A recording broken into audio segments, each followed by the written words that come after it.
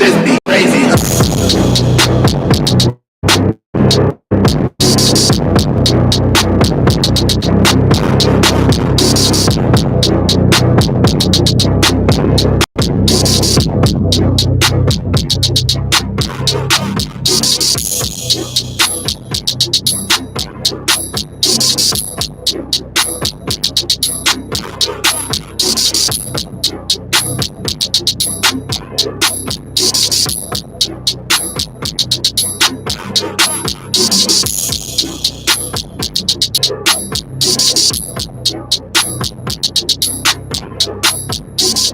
And now, a three-time sports editor, former online and managing editor, and host of Talk That Talk, award-winning journalist Terrell Chatterbox Emerson. Welcome to it. It is a little after 3 o'clock on a Monday afternoon, so you guys know what time it is. It is time for Talk That Talk. I am your host, Terrell Chatterbox Emerson. I am inside the studio at the Harry Reid Research and Technology Park here on Sunset, here in Las Vegas, Nevada. This is episode 8 of season 7. Did my record just start over? It definitely did. It is episode 8 of season 7. Episode 8, man. Episode 8. I don't know why the hell my mic sounds like this. I don't know why. There we go. Sounds a little better. Sounds a little clearer, but we're going to try to get this right. But let me go ahead and switch the camera really quick because we got a lot of basketball to talk about. We got a lot of trade deadline stuff to talk about. Oh, do we now? So that probably means that Daryl D. Hoop Harris is in the building. Hoop, what's good with you, man? Man, everything above, man. Everything on God's green earth. Remember, a lot of people was talking about the NBA, bro. A lot of people were saying, had everything to say.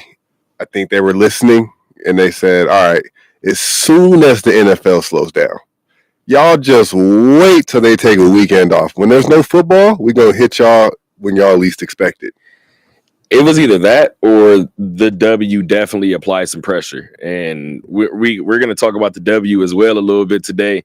Like I said, a lot of basketball to talk about. We have more than half of this show is basketball. So we got a lot to get to. We're going to give you guys 2 hours. And I'm going to keep both of these on for right now because I don't know why the hell my mic sounds like it's fluctuating. But if you guys are on YouTube, we appreciate you guys. If you guys would like to watch it live on YouTube, you guys can catch it Mondays and Thursdays. Mondays 3 to 5, like you guys are doing right now. And then on Thursdays, 10 to midnight. The best way to bookmark it as we inch closer and closer to the Super Bowl. Mondays is before Monday Night Football. Thursdays is after Thursday Night Football. That's the best way to kind of bookmark it in your minds. But yeah, man, we're getting ready to get to it. Again, I mentioned our YouTube. If you would like to be a part of that, all you have to do is go to your YouTube, go to the search bar, type in Talk That Talk Radio Show. Once again, go to YouTube, go to your search bar, type in Talk That Talk Radio Show. That's pretty much the same across every platform. You guys can do that on Facebook. You guys can do it on Instagram. You guys can do it on Apple Podcasts. You guys can do it on Spotify. The one thing that is different is our Twitter. Our Twitter is at Talk That Talk LV. Once again, our Twitter is at Talk That Talk LV. Now that we got the pleasantries out the way, now we can get to probably a bunch of arguing, maybe some agreeing. We'll see, and we'll see where this ultimately lands. But like I said, I got more than an hour of basketball talk. But yeah, man, let's get to it. Obviously, the biggest news in all of sports, I feel like right now on Super Bowl week, no less, right, is the trade of Luka Doncic to the Los Angeles Lakers and pieces, right, and some additional pieces for Anthony Davis and some additional pieces, right? And then the Utah Jazz were in there, and they got a couple of pieces as well. First of all, you were in New Orleans when that broke, and I saw you go live, and it was 10:46 where I was at. So I said, okay, so I have to know, where were you when the news broke?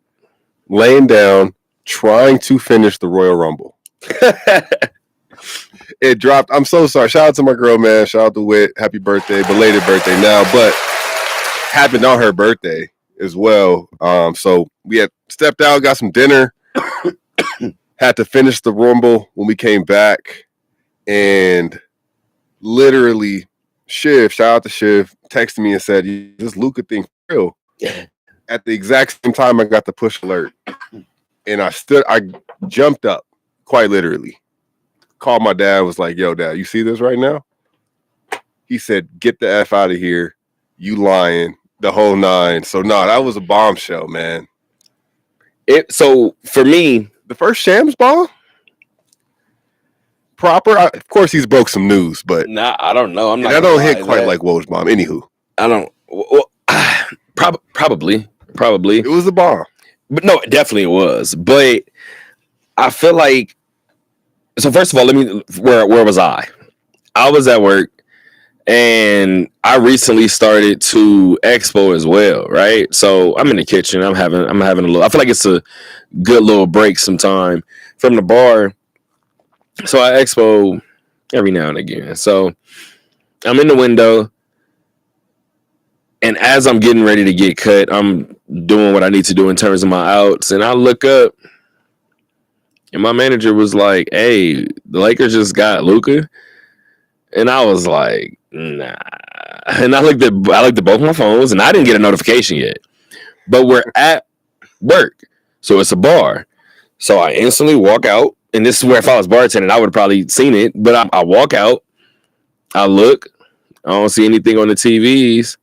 Then all of a sudden, NBA TV, I see a breaking news box at the bottom.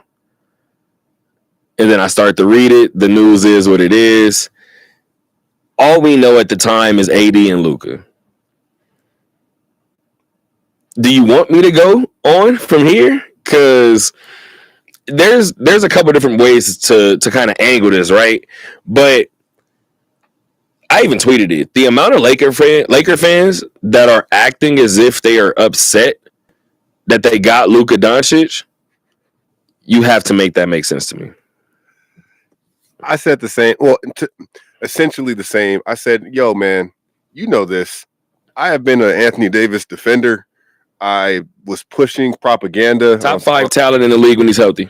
I tried to lead the MVP bandwagon and wholeheartedly just to say that, look, man, we got to change the narrative around my guy because it's not what people like to say. It's just not. He's incredible. You know what I mean?" And I was like, man, if y'all went this hard for AD when he was wearing the jersey, as y'all were, moments after the trade. And it just goes to show that, time moves quickly. Who knew that, it's a quick 5.5 years, since that trade. What's funny is, man, I think back to our class with Easter. Yeah. At UNLV. It's an article that I actually take a lot of pride in looking back on. But it was an article before the Anthony Davis, Lonzo, Josh Hart, Ingram trade ever happened, referencing some historical trades, saying that when you go all in for the superstar big man, it usually in history had proven that it translates to a championship. And that did happen. And I was pushing, we gave up a lot for him. And there was hesitance then. We got 2020. After that, sputtered a bit in the postseason ever since. But, I think that AD gained a lot of true supporters in LA after the fact now, even. And his but it took him having to get traded, right? That's tough. That's insane. That's tough. But I don't think anybody's really wishing ill on AD going forward. And his journey's far from over. And so, first of all, I agree with you in terms of everything that you kind of said, and we're going to get to the Dallas portion of this trade in a second. But the Lakers pick up Luka Doncic, Maxi Kleber, as well as Markieff Morris. Picked up some 3-point shooting. I need to actually double check my stats and see how much Markieff has actually played this season, the past couple seasons. But we got a vet. I ain't mad. You go and get a vet. You go and get a 3-point shooter. You go and get Luka. You go and get the next guy. Well, I'm assuming the next guy to build around, right? We believe that to be the case beforehand as well about AD. But as far as the Luka thing, Yeah, how do you it sunk in though quickly, bro. I saw everybody Should have. post the jersey on their story and At some the point, it airplane should've. arrival. It didn't take long. But see, no, I'm not gonna lie. The airplane arrival is too late for me. It's too late for me That's what I'm saying. because all right. So we're at this point now where Luke. So do you want to know the wild stat first, like the wild irony? You may have already seen it, or do you want me to get to I don't want to say the fleece, but what this could actually be? Do you want me to get to the wild stat first, or what this could actually be? What's the stat? So I was happy to see the stat because I was like, oh, that's kind of freaky. The Lakers completed this trade on February 1st, right? Yeah, the anniversary. You know what I'm talking about. Mm-hmm. They also traded for Powell on February 1st. Yep. What, 2008? 2014 or 15 2008. That's right, 2008. Yeah, 16, 17 years. Crazy. So just from that standpoint, that resulted in 4 trips to the finals. And am I wrong in that? No. 3 trips to the finals yeah. and 2 rings. So that is what that is, right? I'm a firm believer in numbers. So I think that there's something to this. Bigger than that, Luka, to me, I even asked my dad, I said, you know what? I said, you know what's funny? I said, I was trying to figure out who Luka was. And of course, when Luka came into the league, a lot of people were comparing him to Magic. Well, I don't want to say comparing him to at the time, but it's grown. It's fair. You know, it's grown to, because I remember when he came out and him being so young and everybody was like, well, he's been playing for so long, he might be in a realm of his own. And then as you saw him kind of like play with the slow pace, play with the back to the basket, you was like, okay, I see some magic in here.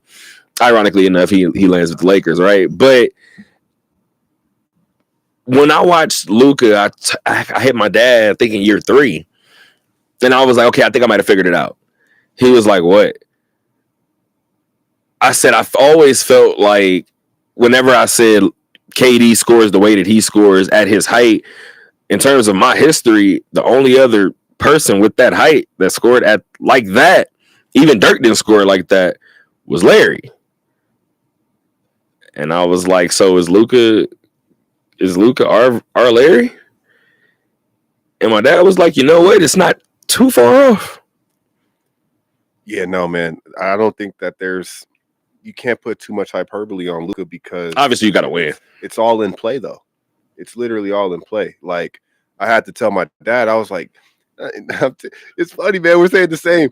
Folks were hurt. Laker Nation was hurt. They said, wait a second, you traded AD for Luka? And I'm like, I'm pretty optimistic. Generally across the board, or give me a scenario. I'm going to spin the positives, even if they don't come to fruition pretty quickly. And I was like, Dad, I think you're going to see a lot more of Luka than you maybe have recently, and realize that this brother's in a different class. Now, there are concerns. I have very specific flaws in Luka's game that I hold dear. Me and Shiva have talked about it on the pod, and there's just so much upside into him coming to LA. If we want, I was making jokes saying, no, man, my guy's about to be over there on power smoothies and eating his greens, and it's going to go one way or the other. Right. Looking at what the bright side could be of like, yeah, no, he can learn next to LeBron in a way that you got 1 year next to Dirk, but Luka's so talented that it's almost tough to defer to anybody. Because you believe in yourself that strongly and you know that you're capable, but you can't really dismiss constructive criticism from LeBron when he's your teammate. Or hopefully, there's some sponging that takes place there off the court, on the court, that really helps him reach to another level, man. This dude's different, bro. He was a EuroLeague MVP and champion before he ever touched foot in the NBA. And he debuted at 19. Exactly. And that's That's the thing here, right? And I actually said it. I hopped in a live that you did for a quick second, and the main thing that I said, and this is what I keep telling everybody, because I stand where I stand on this side of the trade. I think this is one of those rare times where both sides did win. I also think both sides aren't done, but I seen some people saying, "Hey, well, y'all traded." Well, first of all, hold on. Let me pull out my phone, because now I hate to be this guy, and I'm not typically the guy to always run to the stats, right? But when need be, the Lakers were saying, or at least Laker fans, almost at the Lakers, but Laker fans were saying that that they'll never get another rebound. And I sat here and I thought about it, and I said Luka averages 8, and that's not your answer to your big situation. So I had a Laker fan at the bar when I was at work when this trade happened, and it's one of my regulars, and he was like, "Hey, so I didn't like the deal." First of all, he mentioned Max Christie, and I looked at him. Everybody that mentioned Max Christie, No comment. Everybody that mentioned Max Christie, I quickly say, "Hey, yo, chill. He's good. Go ahead." Respectfully speaking, Go ahead. Yes. I'm glad you said it. Nobody's thinking about him in this deal right now. Like We'll be A-okay. this is just not what we're thinking about at this second. And I've talked to Max. Nice guy. Like you said, Shout can out. play. But he would even tell you. We're talking about Anthony Davis and Luka Doncic right now. Quentin Grimes ain't just giving him his spot when he get over. So that right? Like, and first of all, Quentin might not be there. But wait till you hear some of the ways that I'm going in terms of the way that I'm thinking. But it's Luka himself rather going over to the Lakers. He's gonna give you 8 rebounds a game. Bron is still there currently doing what he's doing. The Laker fan that was at the bar, I said, "What if you guys go out?" I said, "Now I get the defense part, right? You want somebody that's gonna protect the rim." I don't know if Milwaukee's coming off of Brook Lopez. Brook already did do a stint in LA before, but I'm sitting here and I'm like, "What if you guys go get Vooch from Chicago?" And he was like, "Well, I like that." I said, "What if you go get Nurk from Phoenix?" My manager was like, "They're not coming off of Nurk." I said, "They just moved him to the bench." They want no parts of Nurkic anymore. So what are we talking about? Yeah. I said, "I don't think Indiana is giving up anybody after the run that they're on." I said, "But you better continue to call about Miles Turner." Yeah. Rob Will. So there's ways to go about. Honestly, I don't think Houston is coming off him, especially where they are right now. But let me go get Steven Adams. How many minutes do I need out of him? A handful. So again, I just think that there are different ways that you can go about it if you wanted to. Sure. And there are so many people that are looking at this like, oh, woe is me. The Lakers don't have a center. But then you have that other group that's saying you can fix it with anybody.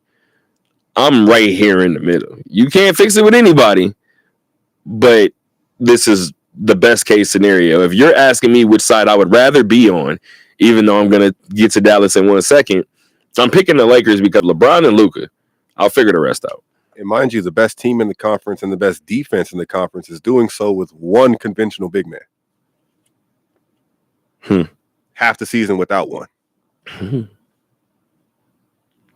And the lineup actually is bigger because Luka's 6'9". So you got 2 6'8", 6'9" point guards. And one can shoot the lettering off the ball. Now, I said in the live with you, one of two things is true.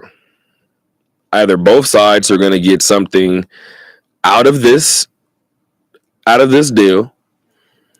I don't know if both will get a championship, but after I get to Dallas and I tell you what I feel like they should go do next, they might go get a championship. But I feel like either the Lakers are ultimately set up for the longer run. Obviously, they just picked up the 25-year-old superstar, right? Yep. which you and I talked about initially too. 25 is insane to me. Yeah, it's wild. But on the back end of that, if this doesn't go right, Dallas ultimately knew something that we didn't. The manner in which it was done, the shock factor, the discretion that the front offices had with it, definitely got a lot of spidey senses tingling. You know, it was maybe a little fishy to some, and made you think, hold on, what's going on here? What had to have happened? What transpired? What bridges were burned to where you guys felt the need to do this? And it's interesting because I know it's going to be, Dallas fans are taking this very hard. As they should. Very, very hard. Shout out to my dog, Chuck, man. I texted him right when I saw it. He didn't text back. He texted me back the next morning and said, I woke up to this lifer, Dallas area code. I'm no longer a Mavs fan. That's what he told me. Okay, now I feel like that side is tripping too for overreacting like that. They're hurt. I mean, they have a right to be. I was trying to tell Whit this. I said, this is sort of if the Lakers actually dealt Kobe in like 06. Yeah. The problem is he had 3 titles, and that's the difference. Yeah, that is the difference. Resumes, outside from that, but no, man. We will see. We will have to be patient. It's crazy because now we're on 24/7 phone watch. It feels like anything is possible at this point. But I told Jake in that live, I said, hey, in 5 years, you'll be hard pressed to convince me you'd rather have 34, 35-year-old Anthony Davis than 29-year-old Luka. And if at any point this is really going that far off the tracks, you now have another quality movable piece. You know what I'm saying? At the very least. He's not due the Supermax when the extension comes up. Like, there is just so much leverage that you do. In the offseason, I doubt. I mentioned my optimism. I think there's a chance. There's a chance this team puts it together. Luka's one feisty MFer. Yeah. I wouldn't put it past him in the postseason. But if you just fast forward to the summer, that's going to be one attractive destination for free agents. And, I mean, Shiv is in the comments right now. He's in the chat, rather, and he's talking about who's going to play defense on that team. And, again, the Lakers usually get some pieces, and especially in recent years, they've asked them to do too much, right? I look at somebody like a Dorian Finney-Smith. Go back to just playing defense. He's going to get 5 shots a game, maybe. And again, this is somebody who's played with Luka before. I would love to know the percentages, and I don't know if anybody's going to go out and get it. I'm not going to get it at the second. The percentages on Dorian Finney-Smith catch and shoot threes off of Luka passes during the time that he played for him. Oh man, play with him. Excuse me. What's funny is I didn't connect those pieces. That's crazy. He sure did. They sure did play together. So just from that standpoint, I'm just talking about a quality wing defender that you can put in front of the other team's best player. Yeah. I mean, again, that's just one angle that you can take, right? But as far as the Dallas side of it, and obviously, Shiv, I kind of mentioned it too, the Lakers aren't done. I don't think the Lakers are done. Now, they made their big splash move. Now, if the Lakers go out and trade for Bobby Portis, there is no reason to have an uproar and be like, oh, Bobby Portis was our move. No, Luka was your move. Now the Lakers are just trying to piece some things together. And as you just said before too, D, there's going to be a buyout market as well. That's going to be a spot, like you said before, that's attractive way before the offseason. So we'll see what happens with that. Now, as far as Dallas, right now, first of all, Anthony Davis didn't want to play the 5. You don't have to play the 5 right now. You have Derek Lively. You have Daniel Gafford. Lively might be done for the year, which is just something that he is people done for aren't. the year. Yeah, and I'm sure you knew that. Right? No, I keep forgetting. But it's being thrown out there a lot for this season, and I'm like, y'all, Derek Lively's not coming back this season, most likely. Knock on wood. Hopefully, praise the best. He'll be fine. Yeah, for but sure. He suffered a pretty good injury, but he might be done for the year. And thank you for bringing that back up. Yeah. Still though, Gafford and There's some other big over there, but he shouldn't have to start at the 5. Yeah, no, definitely. But are you thinking about Dwight Powell? He's on the roster. Okay. But even PJ, PJ will throw him a bone. So even with you saying that, I'm thinking about that starting lineup right now, right? And correct me if I'm wrong, but you would have Kyrie Irving at the 1. You would have Klay Thompson at the 2. You would have what happened? No, go ahead. Okay. Yeah. So would you have Najee Marshall at the 3? Najee's been hooping. Would you have? Or not? Would but you have? I'd probably pull him up, slot PJ at the 3. Why the hell did I just forget about PJ Washington? No, yeah, but especially nice. my history with you right on platforms because of his versatility. Though you don't really slot him in any one position necessarily. So PJ Washington, Anthony Davis. This is third lineup is even better than I thought. So you got Kyrie Irving, Klay Thompson, PJ Washington, Anthony Davis, and then you have Daniel Gafford. So if I'm Dallas, I'm not done making splashes. So this is the fun part of trade deadline time. You want to play a game? Sure, of course. So you're going to play the role of Pat Riley, and I'm going to play the role of Nico Harrison calling you. You ready? My phone is open. I wish we had a phone like button over here so we can get to it. But ring ring ring. Yep. He said straight to voicemail. He's a yellow. Shim said straight to voicemail. That's hilarious. Mama, what's up? I see you in the chat. So, hey Pat, how you doing?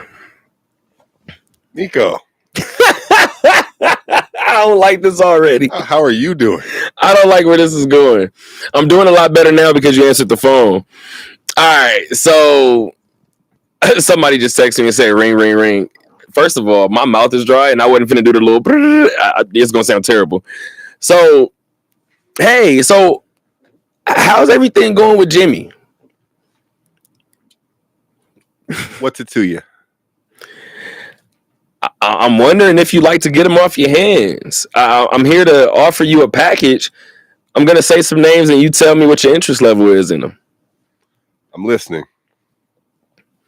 How do you feel about a young piece that's a feisty guard that can go get you a bucket whenever you need one, just needs an opportunity in Jaden Hardy?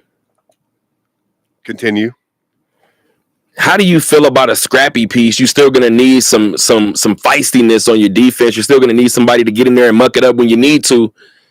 How do you feel about a Najee Marshall? Heat culture. Obviously, you're going to want some picks. I'm going to need a few. I need a few. Because we're not there yet, I must say. So I figured you would say that. So I'm willing to offer you 2 picks. Mm-hmm.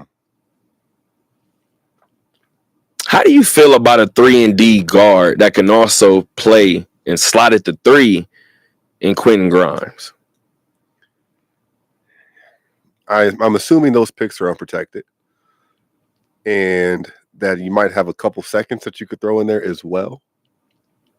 That just, I would assume that's where we're starting if we're not mentioning Kyrie Irving or do you want to trade me Anthony Davis? I'll take Anthony Davis. That's not happening. Sure? I'm pretty positive. Okay. All right. I'm just checking, you're a wild guy. That's why I'm calling you about Jimmy. So give me a second. I'm going to stew on that. I appreciate the call, Nico. I want you to know, keep your head, young man. This is a tough league. Don't let those players dictate you. Don't let those fans dictate what you do. You stand by your decisions. Let me mull over this with the brass over here in South Beach, and I got your number. Sounds good to me. I look forward to hearing from you. Was there anything else that you wanted to throw into that offer? Pardon me. I don't believe so. So I do have one final question. We're looking at how many picks from your vantage point?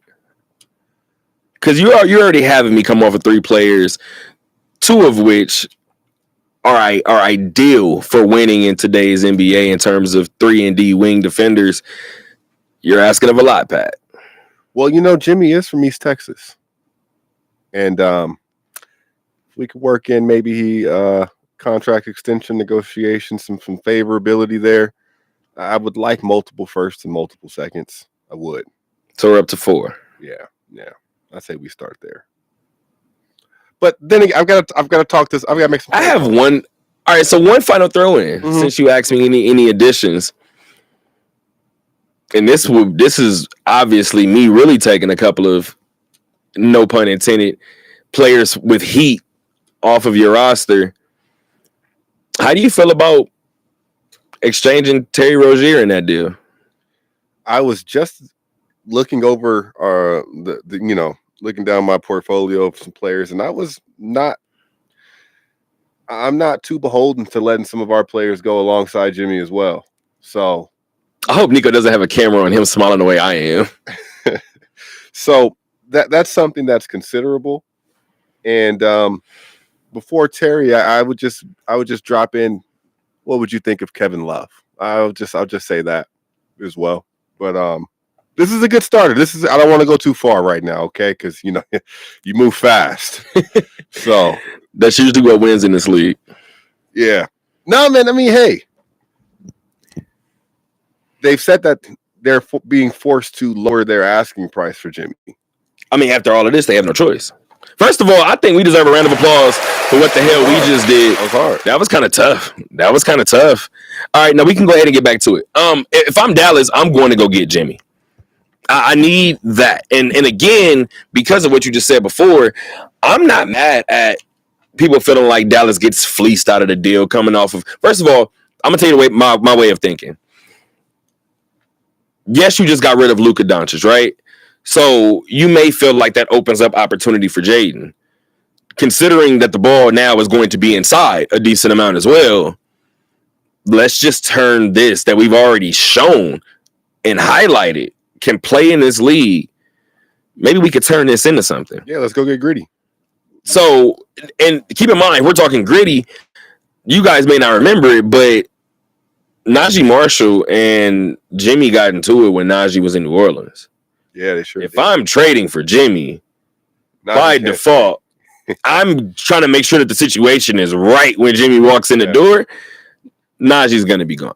No, that's that is. I'm starting there. That is something, and it seems that Golden State is very reluctant to meet the asking price. Did you hear what Jimmy came out and said recently? He doesn't want the. He's not signing an extension. He wants the 1-and-1s everywhere, right? Which I mean, hey, figure out something. I think he's got a few more years of high-level playoff contributions left in him, at least. I'm not going to say he's washed. Jimmy, I don't think he's washed. Yeah, I wouldn't say that either.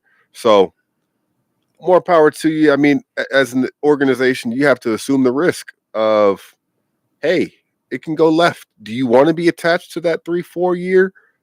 Now we're talking about 45, upwards of 50 mil a year? Not really. I would like some flexibility as well. Especially when I don't know what I'm getting, and you're not giving me you have a reputation that precedes you. Exactly. Jimmy. Which is why if I'm Nico, I'm not worried about somebody feeling like we got fleeced in the deal. I want Jimmy plus something. That's why when you said Kevin Love, in my mind, I have PJ Washington that I'm playing at the 3. I don't have really real interest there. But I'm giving you a fiery guard off the bench, right? Terry would be a perfect 6 man in this situation. Trying to play hardball. No, of course, as you should. Yeah. But in my mind, when you say Kevin Love, I'm going to act like I'm muddling up. I don't want him. No, and I think that Miami, if you're kicking Jimmy, we know that they're not getting a 4 or 5 star haul back. We'll see. We'll see if it's going to pan out to something. I don't think he'll be there past the weekend. But I mean, the situation is so bad. I don't know what's possible anymore. Right. And this show might be entirely basketball. I see the route that this is going. And Spo is, Spo can do a lot with little, but I don't think that team is going to the conference finals or beyond. So you mean with Jimmy or with or what I just gave you? With however, probably either way. You know what I mean? Because that East is a dog. That East is a dog this year. The East is murky, and that's coming from somebody who watches the Pacers, right? The East is murky. I think come playoff time, especially when the series starts, it'll be anybody's ball, anybody's game. Excuse me, when series start, I think the best teams will start to show early.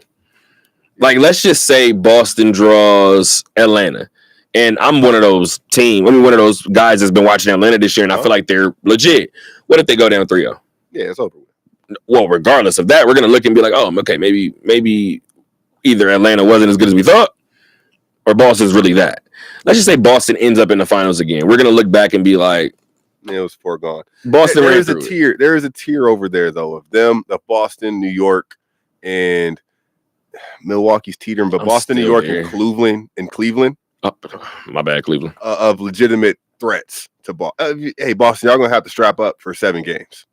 I hope Boston has a strap up for everybody, just because the East, like you said, it does look like it could be a dogfight. The only problem is, like I said before, especially I think matchups matter more than ever in the East. If we match up, being we and the Pacers match up with a healthy New York team in the first round, albeit 3-6, 4-5, 2-7, I don't care the matchup, we may get starched. I mean, hey, somebody's going to get Orlando in the first round. They may get starched. And that 1 seed is going to be big. Not that whoever draws Cleveland might get starched. Right. Not that getting in Orlando in the second round possibly is a prize at all. Right. But if you're 2-3, say that's Boston, New York, they got to go through each other to get to Cleveland.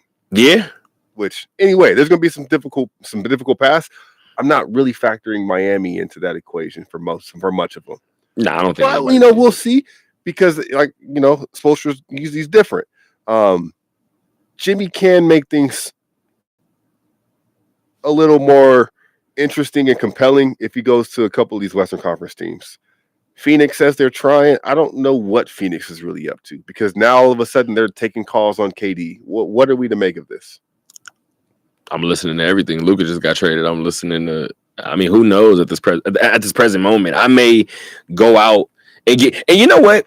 And not enough people are. At least maybe it is happening behind the scenes, but not enough people are saying the name Miles Bridges for me. Enough. If I'm the Clippers, I'm like, yeah. How y'all feel about that boy over there? Right. He's on the minimum. If I'm Phoenix, I'm like, yeah. How y'all feel about that boy over there? If I'm Memphis. And I don't understand why Jimmy ruled out Memphis, because in my opinion, that was the perfect fit for him. I don't think he feels like they really have a shot to win. I think that's bonkers. I'm just letting you know what he probably feels. Right. But yeah, that hasn't made sense to me. I don't think that hasn't made sense to me, because that is the ideal fit for me. And I think that we can easily make a package work, whether it's, Bane, we love you. Go thrive over there. Who did I just say go over there? Now I'm over here nervous. I'm like, Desmond Bane, what? Exactly. Yeah, we're taking that call. And if they're playing super for Jimmy. Ball, yeah. And if we're playing really hard and they say, hey, no. Bane, Ja, Jaren, untouchable, go from anywhere else. There's still so many pieces over there that you could put together players in picks that ultimately get it done. And I just wanted to go back really quick before we move on to the next trade. If I'm Nico, I'm already on the phone with a third team before I call you. So when you ask me for Quentin Grimes, I'm already trying to get somebody else throwing another piece in. That was in my head as well on there. Hey, dial up Utah again. Yeah, because you're not getting more than 3 picks from me. Oh, so I want to get another one from somebody else and see if we can get another piece from somebody else. Even if that means coming off of somebody else that we have to on the back end of our bench, even if it does have to be a Quentin Grimes, maybe it goes somewhere else, because I need another piece in there somewhere down the line to kind of facilitate this trade. I'm not trying to come off of everything. Dallas has got to get back to work, though. That loss to Cleveland was not okay. Dallas is going to be fun. I know. I hope so, and I think so as well. AD's he's not going to play tomorrow. He's probably going to debut later this week. But he's still coming back. Did you just say you hope so? That I hope that they get it together. I mean, hey, whatever. You know what I'm saying? Okay, this is the West. If they finish, and let's just say that this team in its entirety is at its core with the way that it is. By the way, in that call to Miami to not come off of certain players, Clay's older. I don't know that Clay wouldn't be involved in that. I mean, obviously, I think that they were trying to keep Clay, but I mean, I just don't know. Damn, now I forgot my original point. Anyway, we can go back to the breaking news that we had yesterday. I shot a couple of podcasts in here yesterday. Don't know if I'm ready to tell you guys what the second one is yet, but shot episode 67 of the OD podcast. So that will be out on Wednesday on YouTube, on all of the streaming platforms. But in the middle of recording that with my guy Mike Hughes, breaking news that De'Aaron Fox was officially on the move. He lands in San Antonio where he wanted to be. He is now a running mate of Victor Wembanyama. And then Zach LaVine, for me, unceremoniously, I know it's been for instance, every trade deadline, I go into it like, okay, this player is going, like the one that I'm watching, because like he's going to get traded. Like, it's a lot of rumors, it's a lot of all of that. This is the one that I can guarantee is going to move. This particular year, I was looking at Zach LaVine and I was like, he's going to move. And wherever he goes, all right, we might be in business. The move is him to Sacramento in a 3-team trade as a part of that De'Aaron Fox trade. I felt like that was a move that kept Zach LaVine in the same position. I didn't love it. I don't love it for Zach / Sack. Huh. But I guess, you know what I mean? If I was over there in Sack in the front office, and they've had a lot of front office turmoil over, let's just say, the last decade, I would have told Fox, hey, that's too bad, brother. We gonna keep this thing rolling. All right. And if we did make that move, I don't know how they didn't end up with Vassell. How they didn't end up. Castle for me would have been untouchable. Yeah, for sure. So I don't know how you didn't end up with. Well, Trey Jones left in the deal, and that was one that I was thinking about. If you're getting all of these guards, and getting Zach in the 3-team swap, okay, cool. I don't know. That's a heavy buy-in on the point guard version of Malik Monk, and a heavy buy-in on we are going to outscore teams versus I don't know what the defensive identity is right now either. You know one thing, and I'm not necessarily even talking about the defense in terms of this, but we talk about like glue guys in deals, right? Like that's why I wanted Najee Marshall. Like I pitched him the way I pitched him. I look at somebody like a Kevin Huerter, right? You might need that timely shooting from somebody that's not a star when it matters most. 100%.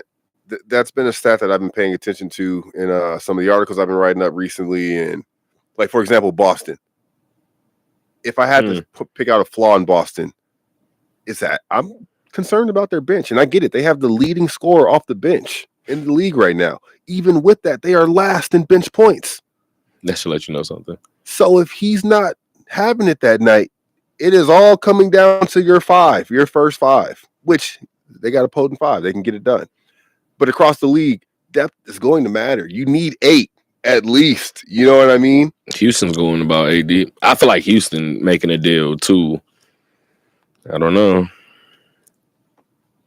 Sacramento, we'll see, man. Honestly, they're still in the thick of play-in territory. So they've got to hope for a good bill of health to end the season. And shout out to Zach. He just welcomed a new child. He's been on paternity leave. So he'll be joining the team shortly. And I expect him to continue getting, I don't know. Well, what's interesting is I think over about a month stretch as well, Zach was putting up almost 4 20-point scorers a night. There was a stretch where Fox, Sabonis, DeRozan, and Monk was pushing 19 or so ever since he was kind of rolling with the starters over the past month. And the offense was supporting that. I think it's too much too quickly to expect those pieces to mesh. It's too much too quickly, if you ask me. And I don't think that they're highlighting a Keegan Murray where you're allowing him to continue to develop and grow. Like you're keeping him in a box by bringing in these other players that are going to dominate the ball, and you're limiting his touches. Look at what Trey Murphy's doing this year. Just with get the ball more. True. A game that you saw up close. And I loved Keegan last year, and unfortunately, he's the exact same this year, if not, and the percentages are all down. He's one of the leading runners in the league. Like, they track distance and miles and all that, things like that. He's covering more ground than anybody on the team, and his shooting's taking a hit because of it. So that's unfortunate, but I don't know. We'll see. Sack worries me because they dealt Halliburton. Yeah. And it's a great point. The year, I thought that if you are moving Fox, cool, you got Zach back. I don't know if that was the piece that I would have wanted in return. We'll see, though. Shout out to Doug Christie. Okay. Shout out to Doug.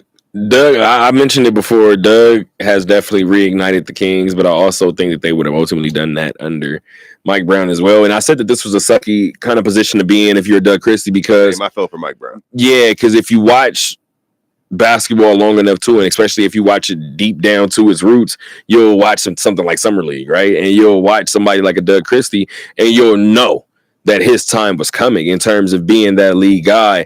I don't know that he should have got the job in this particular situation, right? Like, it just was a bad situation. Mike shouldn't have been fired from the job. So I feel like the Kings were ultimately leveled out at this type of situation. Especially with their rebounding since the coaching change. Like, you've been much better over the past month. How about we keep our best player? I don't know. That was already should I say a ship that was sailed? Kind of. Like, it was a ship that was boarded. It was you weren't going to keep De'Aaron Fox happy in Sacramento. A team that you're legitimately competing with for a playoff spot. Is it going to end in a Western Conference final or NBA final appearance for San Antonio? For Sacramento? Because like that's what they're talking about. Like, if we keep De'Aaron, is that where we're going? If we're not going there, what are we doing? I don't know. I liked letting what that could have been continue to grow. You have two of the proven most proficient crunch time scorers in Debo and De'Aaron, and Sabonis, who refuses to ever sit. Like, this fool plays through every little nick and scratch possible. I would have preferred to just let that rock. I don't know, man. Sometimes you gotta be a little gutsy and do something. And I don't even know if this was maybe. I guess maybe. How you feel about it in regards to San Antonio? I feel like that's a lot of lobs. Not that it wasn't before for CP, but I feel like Chris Paul, we already see the route that he's taking, right? Or the route that he's on. And it's beginning to look real. How do I be respectful when I say this? It's beginning to look real coach on the flourish. He's always been a coach on the floor, but only taking 6 shots a game, 5 of them are from beyond the arc. Now you get De'Aaron Fox. Even in crunch time, a time that you would still use Chris Paul on the floor, he's going to be on the floor, right? But he's going to be in the catch and shoot position that he didn't want to be in Golden State. Yeah. And in my opinion, or if I'm on that coaching staff, hey, Fox, you got respect the game. Learn, challenge yourself to play alongside him in these crucial moments. But is that to his strength? Not necessarily. We'll see what he can evolve into next to him, what he can glean from Chris Paul. But that makes the lineup situation very challenging in terms of what is our go-to, but that's also a luxury that they'll have multiple. They'll have a few versions. There could be a lot of subs in the final 5 minutes still, because San Antonio also gave us front court depth getting rid of Zach Collins that they haven't necessarily replaced, but they got Bassey back there who's been actually really, really competent when given chances, and Victor is Victor. Yeah, he's been a lot more durable than players with his frame that preceded him. So I feel like San Antonio is going to be. I feel like San Antonio, this run is going to allow them to make the play-in. I don't know.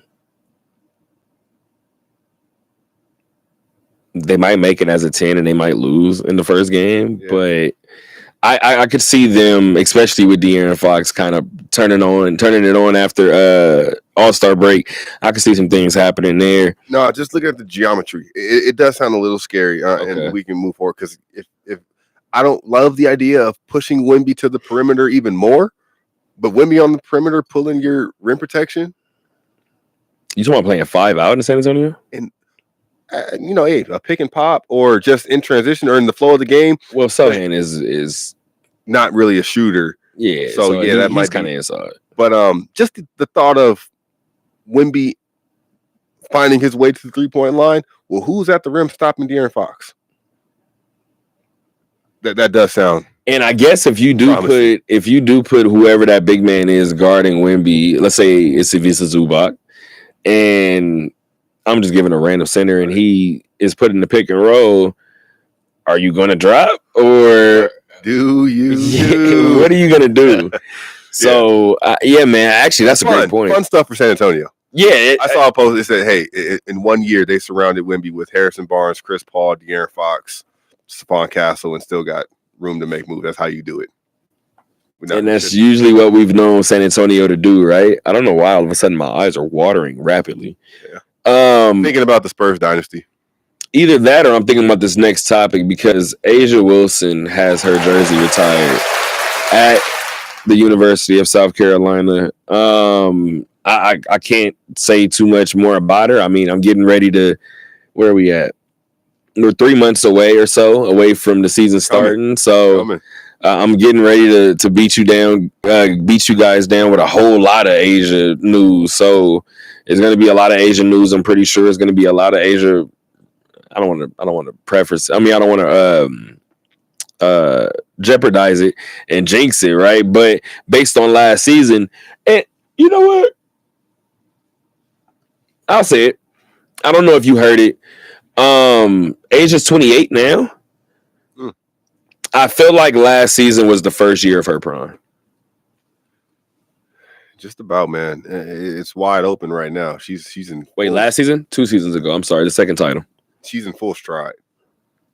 Full stride. The 3-ball becoming something that she demonstrated confidence in at times last year is just the icing on top of the 98 overall player that she already is.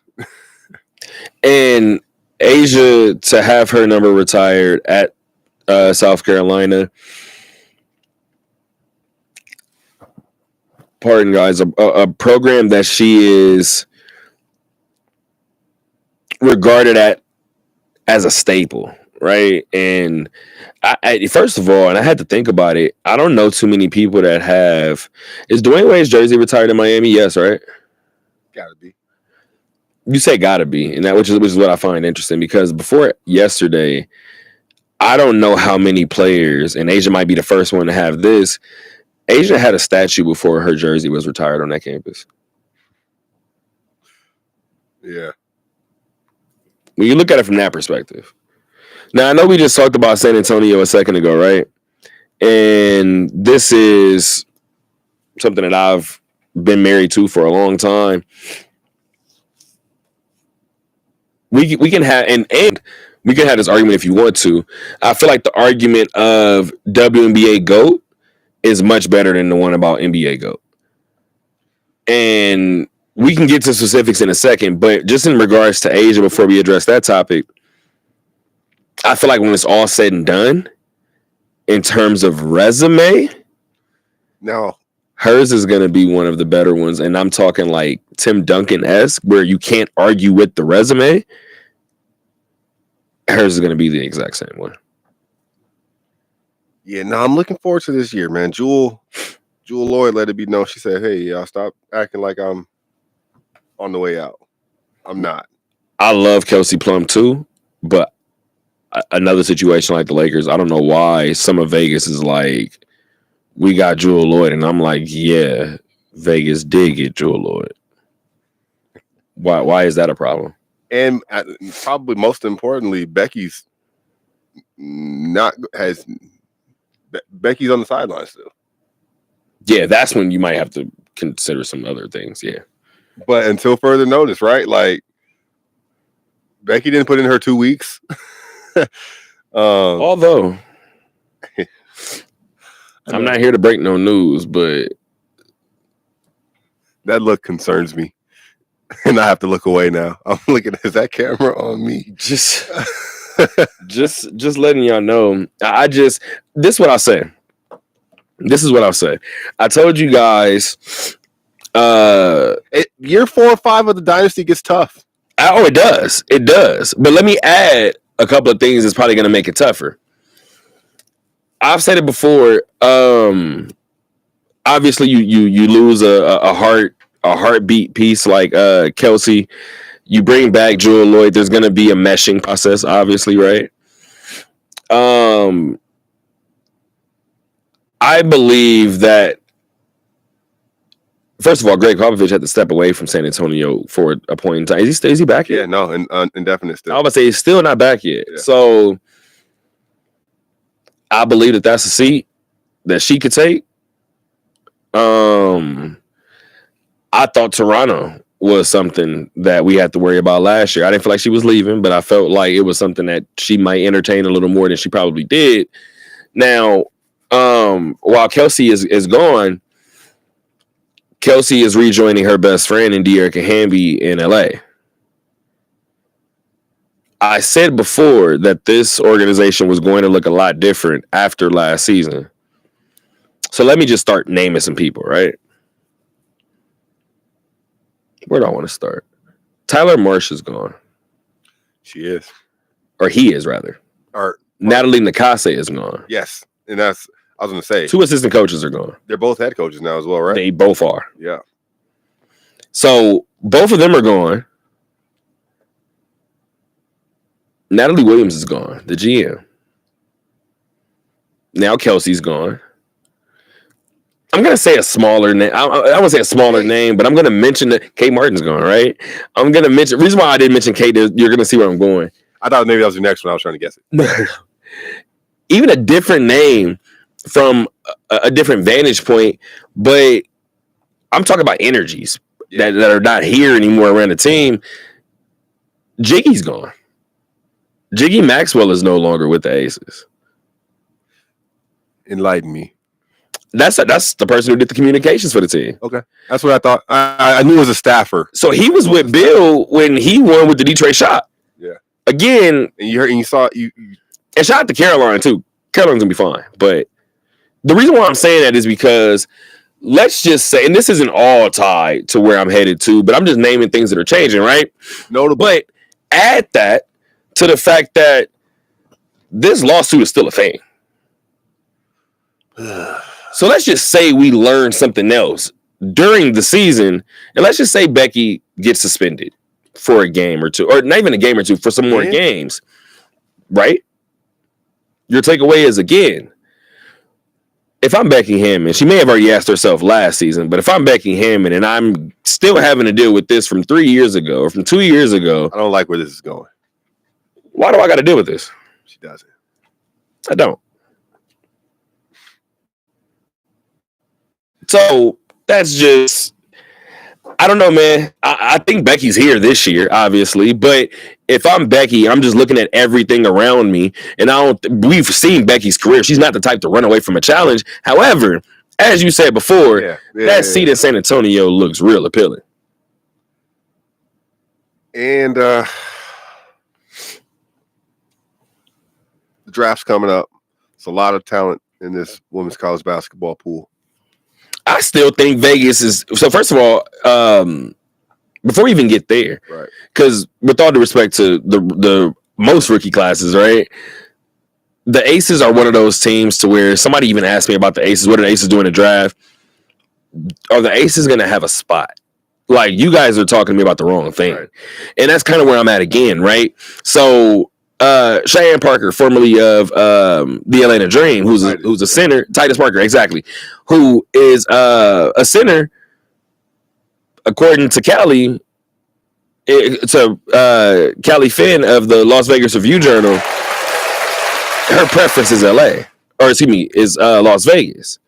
So just from that standpoint, it is what it is, right? I've heard a lot of moves in Indiana, right? They just recently signed DeWanna Bonner. Yeah. And I think that's a huge deal, right? They re-signed Kelsey Mitchell. I think that's a huge deal, right? I don't know what's going to happen with NaLyssa Smith, but I know that Becky Hammon loves her. I think she's in Dallas already. Is she already in Dallas? Yeah, because her and I'm not going to lie. That makes so much sense. If I have Enrique, I'm doing it too. And they went at it Dejanay as well. I did see that Dejanay trade. So shout out to DJ Carrington as well. But Connecticut looks like they're the rebuild that I thought Seattle was headed for. They pressed that button.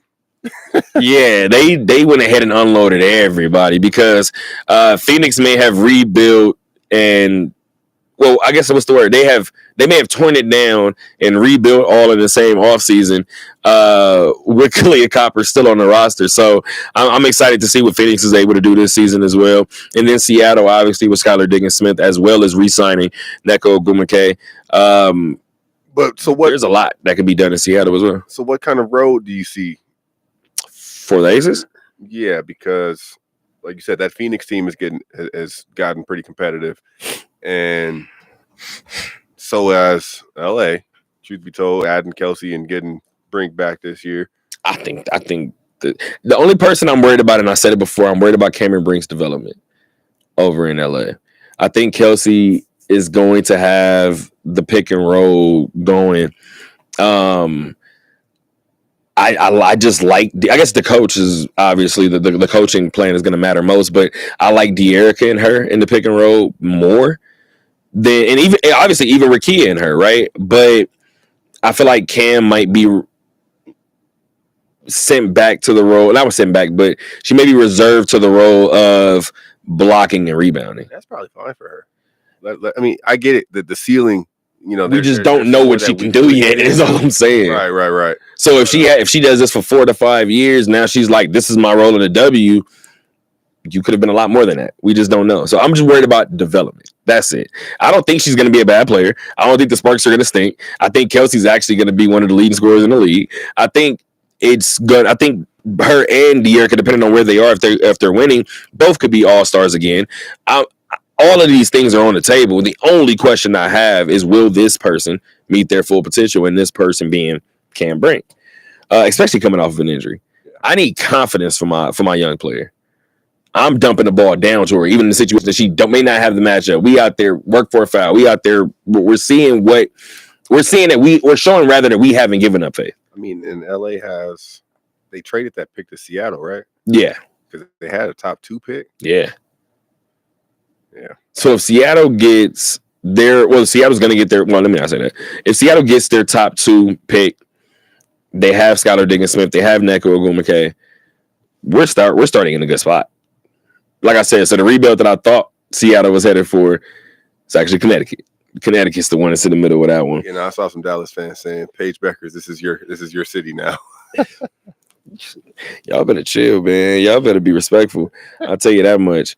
What do I have? What else do I have? I wanted to give you guys an update on a couple of things. I know you can't. What you got? I know you can't forego the. Yes, I can't. No, just one.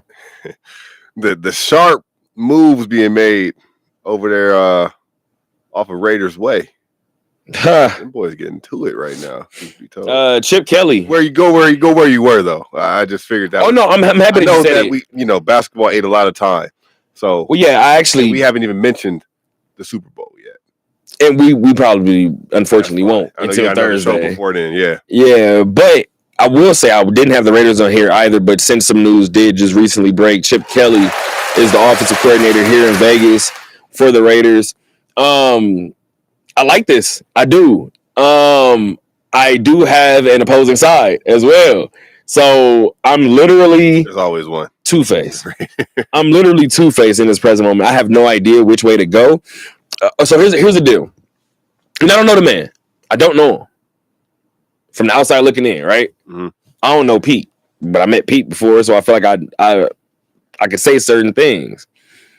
As far as Chip, I've never met him. As far as an offensive mind, I like Chip. I like the move. The part that I don't like is simply a question that I have. Is this Chip Kelly with his ego? Because if this is Chip coaching with his ego, that's a completely different Chip Kelly. Yeah. No, they putting some dip on their chip right now. No, I mean, you don't have a choice. Yeah. You got to retool somewhere. Yeah. What I do find interesting, and we said it before, and this is always dangerous, especially in Raiderland, to feel like something can like have a quick turnover. The way that Pete came in, and I mentioned his age. As much as I love Pete, I mentioned his age right away. And to see his reaction, to see that he was probably the livest one in that room during that press conference, I said, okay, check that off. I said, the staff is going to matter. Okay, Patrick Graham is back as defensive coordinator. Okay, that was somebody that was getting head coaching interviews, right? And I think he got a little bit too much hate thrown his way 2 years ago. Well, I saw some. He might have wanted the interim or the head coaching spot, and took it in a way that maybe he didn't get it. Who knows? I was talking about he got flack before that he shouldn't have even got. But as far as that, he's back. Yes, he's back at Silver and Black. That's hilarious if you just have to do that to me. But he's back in Silver and Black. He's back the defensive coordinator. Then you get Chip Kelly to be your offensive coordinator. Like I said before, I think this is going to matter in a couple of different ways. But again, most important position on the football field is your quarterback. Are you going to give Aiden O'Connell the keys while you develop this rookie? Are you going to go get a Russell Wilson? Are you going to go get a rookie and start him right away? What are we going to do? And I think that's ultimately what we're going to get from Pete, obviously, in the coming months. If I'm Pittsburgh, I'm not doing it. They shouldn't. Russell Wilson. Respectfully, we tried this 1 year. We probably even extended your career. We probably extended your career a little bit. You can go on and play elsewhere. We're going to go ahead and get Justin going now. Well, we had Justin learn from you for a year or two. So, and he had some W's under his belt. Who are, because would have loved to have had the top pick, but honestly, this might not be the draft that you want the top pick in. And their track record isn't one of knocking it out of the park. And the best thing you maybe could do with that pick is trade out of it. Now they're at 6. Real quick, I guess, just who, because there's some interest. In my opinion, go get Genty right there. Go get Genty. The Raiders might be a reach. That might be a reach. It might be 100%. But also with Chip coming, there's some speculation that they might go get some of the Ohio State boys throughout the draft. So I have a quick question really quick before we even go there, because McMillan, Jenkins, but are the Raiders really upset with, and obviously he played himself up on a lot of people's boards. Everybody keeps saying Ashton Genty, right? And after the Raiders started to win and ended that losing streak, you started to see certain fans go from mentioning Shador to saying, what about Jackson Dart? What's going on with Dylan Gabriel? Like now they're figuring out other names in the draft. And people have mentioned Ashton Genty to me, and they're like, "Oh, do you go snatch him early? Is he a Jahmyr Gibbs?" I don't know, right? I have where I'm leaning in terms of that answer. The fact that I'm not answering it lets you know where I'm leaning. But I asked every Raider fan that asked me about going to go snatch Genty early. Cool. If you grabbed Cam Scatterboo in the second or third round, are you mad? Not at all. Yeah, no, I can't be too mad at that. If anything, go get somebody that's dynamic. I mean, hey. Go get the best player available at 6. You did it with Brock Bowers, and you might have drafted a generational talent. Exactly. Which he should be in the conversation, I would say, maybe around that point. Could be a reach still, 100%. Who, Ashton? Yeah. As far as what? I don't think he'd be best available on the board, but we could be looking in hindsight. As far as generational talent, too? Yeah. I mean, hey, I'm not saying that right now. I'm not. No, I'm saying, but you're saying the possibility, the capability. Hey, I mean, Gibbs was top 12, was he not? Oh, yeah, okay. John, you know what I'm saying? I don't think he's him. Now that you got me saying it, I don't think he's him. I don't know. And I don't mean him as in like not a good player. I mean him as in Jahmyr Gibbs. That's fine. I don't really know what he projects to be as well. It's kind of like, all right, can we just fill a spot? Can we keep making it more dynamic? And that's fine. That's cool. I was going to list some names though. he was. No, you're perfectly fine. I want you to. I don't want to sound like a hater. How do you give a perspective where? Because I don't know what he is either at the next level. I don't. Confident. I'm gonna give you where I'm at. He's somewhere between, and this is gonna be where I probably snatch a headline in terms of just people that don't want to hear this. I feel like Ashton Genty's pro career is somewhere between Todd Gurley and Trent Richardson's. And not to sound like that, with all due respect, over under 6.5 years on his career. I'm not saying injuries, God forbid. I'm not being that guy. And this is why I didn't even want to have this conversation. I don't even feel comfortable having this conversation publicly, but this is what radio is. If this was TV, I would probably never do it, right? Over under 6.5 years on his career. I couldn't, Nobody can. Yeah. That's my point. Nobody can. But I don't think he'll touch the heights that Todd Gurley did. I don't think he'll be as bad as Trent Richardson started. Yeah. I don't. I feel you. But I feel like he'll be somewhere in between. And I feel like 7 years from now, we'll be like, remember Ashton Genty? And the most prolific thing that will come to mind is Boise State highlights. Yeah. I tried to say that as nicely as possible. All right, so what about Jalen Milroe? Might be the same situation. And I'm not going to lie. I don't know how to feel about him. Now, this one is different because not that I'm rooting against Ashton Genty, but if you want to say I'm rooting for somebody, it would be a Jalen Milroe just because of his makeup, right? You want to kind of root for the guy. That Michigan game scared me. Scared the hell out of me. There's been few. That one in particular, awareness, it just looked like you weren't focused going into. Yeah. Again, the season may not have gone your way. So I get maybe feeling like, okay, we're not in a national championship, whatever the case may be. Cool. You still won enough games to qualify for something that mattered. Mm-hmm. And you played, so it mattered. It wasn't no easy route. But then when I watched some of the decisions or non-decisions, I was like, maybe you shouldn't have played.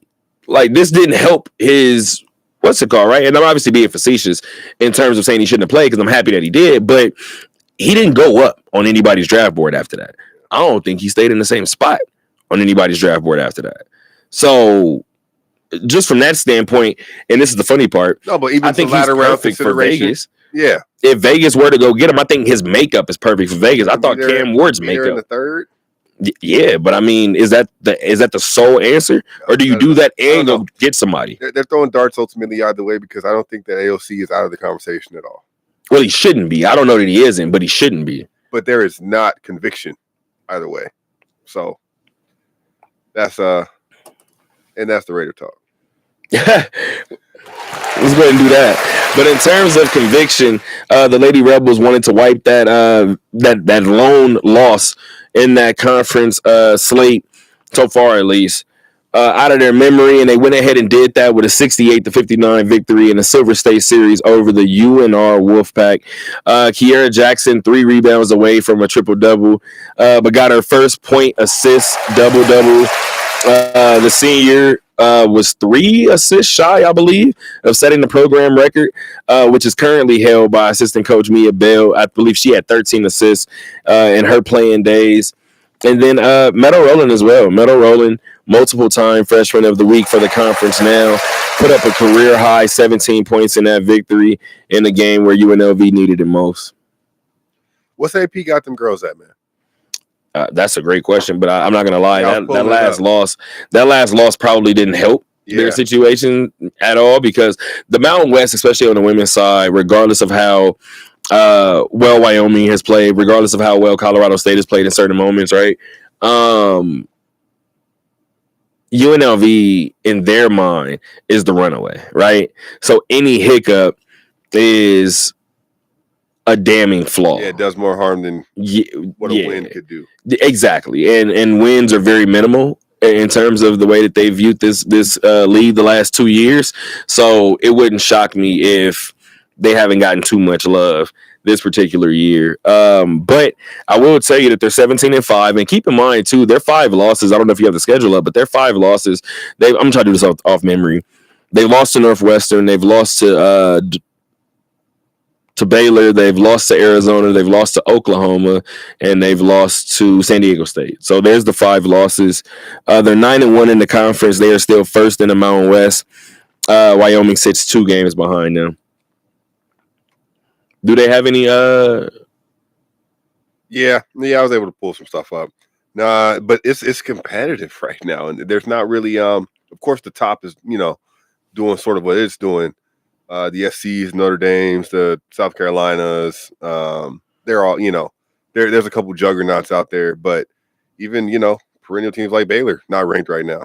So that just goes to show you and that's another Sweet 16 team last year. Another reflection of the NIL market, and what how it's changed in terms of who is excelling in what conferences and what sports. But yeah, no, they're sitting comfortably. You did know those. Yeah, you had Baylor, OU, Arizona, Northwestern, San Diego State, first game of the season, or first. Well, that was one of the no, most recent game. I'm looking at the back. Yeah, and yeah, other than that, it's been a strong showing. Still, I expect another tourney bid. Yeah, I kind of do too. But see, the interesting thing is, the past couple of years, right? You've had moments where, even though this team has been dominant, you'll have one game or so, and then Lindy and I have talked about it. Let's say it's 2 years ago or whatever, and you're looking at New Mexico, or maybe 3 years ago, and you're looking. Maybe it was opposite, but maybe I'm getting the times off. But a couple of years ago, you're looking at New Mexico with the Duff twins. A couple of years ago, before that, you were looking at McKenna Hofschild and Colorado State. Now you're looking at Allison Fertig in Wyoming. I mean, Boise is always a test, right? I feel like the past couple of years, you've gotten a game where you go into it and you say, is this the one? Is this the one, right? I'm watching that San Diego State game from afar. Obviously, I didn't travel up there, or down there rather, but I'm watching the game and I'm like, it doesn't feel like that, right? It doesn't feel like this could be the loss. Then the third quarter happened and it makes you go, okay, maybe this is one of those moments.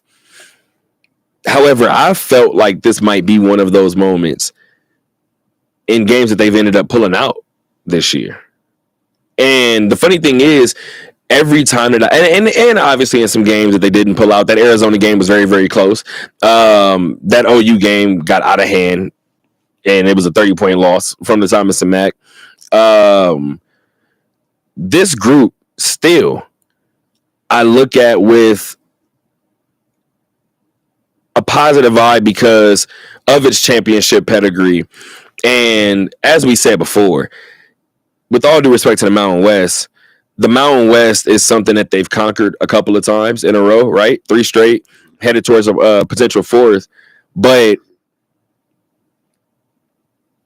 the only hiccup I would have is if this team starts to look past it. Because when we watch this team this season, the hiccups have been against those teams that they're likely to see in the Big Dens. That's the only hiccup that I have. But considering that I know the coaching staff, including Lindy, I don't believe, and she even said it a couple of games ago, it's my job to remind them that we worked for this moment. We worked to be in this position. We worked to be everybody's best game. That's what we asked for. And there's a mix. There's a mix of more experienced and lesser experienced players on this roster for sure too. And those younger players are getting opportunities, like we just said. Metal Rowland, right? Career high 17 points. And now they're headed back on the road to take on Utah State Wednesday. That is February 5th, 5 p.m. is the scheduled tip time. Lady Rebels looking to start another road win streak in the Mountain West. We'll see if they can get that one together. 3 hours, I believe, after the women's game, the men were up north against the Wolfpack. Their game didn't fare the exact same way that the women's did. The men actually lost that game 71-65. I didn't even use my notes over here during the women's game, but during the men's game, I just want to get these right because some of these numbers are kind of weird. UNLV just continues to be one of the most confusing men's programs in the last decade. What? Keep going. That's all. Go ahead. Yep. No, it's not all. It's not. But That's not all. In a sentence. But it's wrong with my pen. Frustrating, confusing, whatever you want to say. So UNLV is in the midst of 4 straight losses.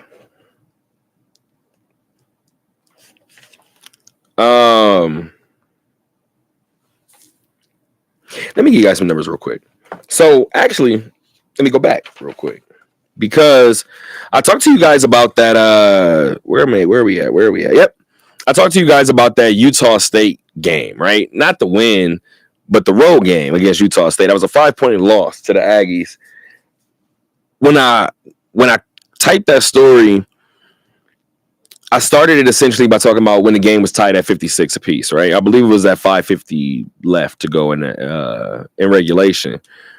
And then UNLV went south the rest of the way, for at least majority of the rest of the way. Utah State went on an 11-3 run, went up by 8, ultimately went up by double figures again. Game was over. This particular time, kind of a similar situation. UNLV ties the game at 54 on a 9-1 run. Oh, then it goes up 2 on a 9-1 run. And then the game is tied at 65 late. UNLV doesn't score the remainder of the game. UNR closes the game on a 6-0 run. How long? For 47 seconds. Okay. What did I just say? No. I just wanted to make sure that no, you're good. I had to make sure I didn't say minutes. But they were said minutes, and I just would have again fact checked. Really? Or you might have believed it. No, he's 100%. Hey, depending on what team shows up that day. But UNR closed the game on a 6-0 run in the last 47 seconds. This is becoming a trend, and I don't obviously like I said before, you got to be careful in terms of how you're covering these younger athletes. But we do just have to call a spade just in terms of what we're seeing on the floor. DJ Thomas in late game situations at the free throw line has literally been hit or miss. And that's the perfect way to kind of describe it. He hit 2 big free throws to tie the game at 54, and then he missed 2 later on. In another big situation, I can't even think about the exact games, but just right offhand, I could think of 2 other times that's happened this year, where he's missed free throws in big moments. And there was also a time last year when he missed free throws in big moments early in the season. And I asked Kevin Kruger about it, and I talked about just the growing pains. Like, it kind of comes with it, right? I do believe this is all a part of his villain arc. I do. I think come junior, senior year, if he sticks around for all of those, whatever career he has after collegiate, I believe he's going to be a free throw demon. I think he's going to continue to work on that. I think that's going to haunt him as he continues to grow. But for what it is right now, it is an issue with him late in games to close games at the free throw line. You almost want him taking the contested 2 for the game at the end of the game, as opposed to being at the free throw line. Young player, got a lot of growing to do, an amazing player. I feel like we've kind of highlighted that he's exceeded expectations for this program, but considering that this program is not in the spot that it wants to be, maybe a little bit too much is being asked of him. No, well, night to night, when I'm checking to see how things are going, he's the first person I'm checking because, I've hit homies up like, yo, and then I'm the problem per se. Yeah. Since last year, I was hitting up Chuck, be like, hey, yo, we got a guard that's cold. He is. We got a guard that we as a freshman. Learn this, put him on your radar. And, he's got legacy with the Running Rebels. Yeah. And local, the whole 9. And looking forward to a big year, too. And, night in, night out, when I'm going to check, see how these boys did, I'm checking this stat line kind of first. And the numbers are less, not even the numbers, specifically the field goal attempts and his shooting percentages aren't reflective of the player that we feel that he is and know that he is, and know that he's still, growing into. And that's what that reflects to me, is that, okay, offensively, you're just not fully in gear, or it's not the right shots aren't coming your way. How many other shot creators do they have on this team? Not for themselves, but I mean playmakers. They've needed Jaden Henley. The Yeah. answer is one. Yeah, that there's been some guys that have left the program in a couple years past, to where they've always had a couple, and this is not that year where you can say no. There's a couple, and if you were to be literal with a couple, you could say there is a couple right Literal. now, but there was a few at least in years past, and it would just depend on a night-to-night basis. And He's pressing. that's exactly what's happening. And the interesting thing is, one of the things that I've talked to Kevin about early this year. College basketball is tough, man. It's definitely tough. And you're on the scout report now. Oh, absolutely. We saw Penny use a box and one. You are at the top of the scouting report. You're right. I almost said something else, and it would have been a shot at the rest of the team. I've said this before. At this stage of his career, and I stand by it, at this stage of his career, because somebody also said, oh, well, there's other 19-year-olds that's doing it. Cool. That's them. Yeah. At the way that he plays the game and at his developmental rate, at this stage of DJ Thomas's career, if you want him to be your lead guard and your best offensive player, you are in a bad spot. I mean, that's more signs of the times, man. Like, not at this stage. How many 6'2" guards are getting drafted? Ronnie did. Shout out. And I expect DJ to go pro, and whatever level that is, and to have, some I don't doubt that that's in his future still. Just saying that the style, teams are longer, defenses are longer, and college is able to make it a half-court game still. Yeah. And the Rebels' offensive identity is a question mark year in and year out.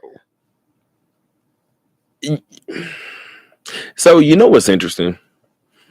I remember when Bryce was here, when Bryce Hamilton was here. Shout out to Bryce, right? Yeah. And TJ Otzelberger said that he wanted 3-pointers or a rim run so he can get layups. I said, huh. But your best player's best attribute is neither of those. It's the mid-range game. So you don't want him to play to his strengths, basically. I was listening to the broadcast, and obviously on all the away broadcasts, I listen to all of them, and I'm listening, and I've heard a couple times this season, oh, well, the Rebels want to get out and run. Says who? Do they?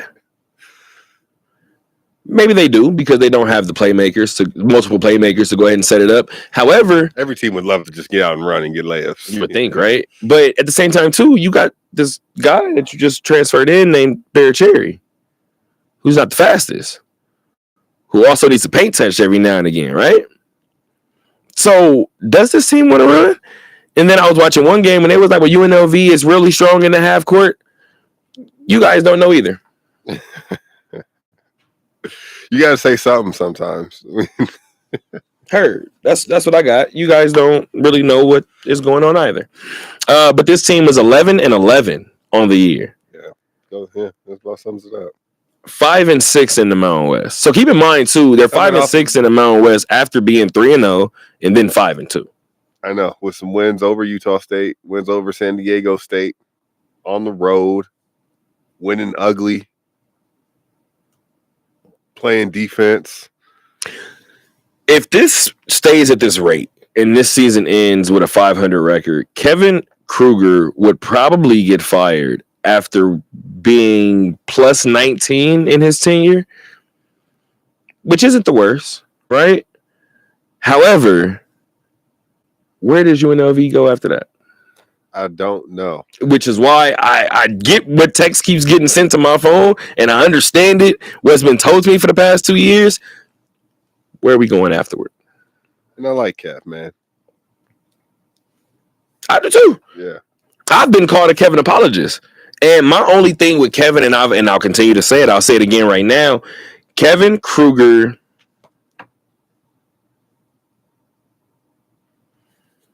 as a player, Kevin Kruger does not coach the way that he played. And that has been our problem. If Kevin Kruger was as feisty, as annoying, as much of a pest, as much of an irritant as he was when he was a player, as a head coach, I think UNLV would be much better off. This is one of those prime examples for me of hiding who you truly are, and it's affecting you.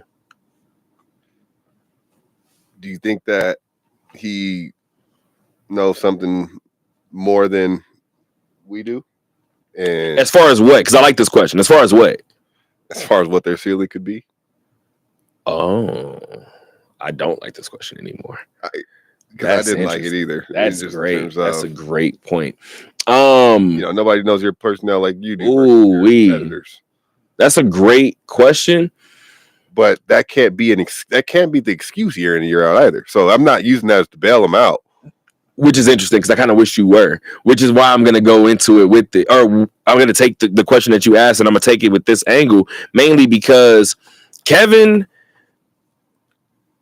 Okay, so last year I was wrong. I'll come out and say it. I said it before. I came in here and was like, hey, Kevin is not on the hot seat right now. Like, you guys are overreacting. That's what's wrong with UNLV fans. You guys are panicking. Just relax. Calm down. Let the man work. I got a text after the show, and the text was like, the seat is hotter than you think. And I said, really? Go rewatch how UNLV closed the year last year. To me, that was a person that also got word. Oh, yeah? This is what you guys are trying to do? So cool. Let me go out on my terms. And I felt like he coached with reckless abandon. I'm going out there.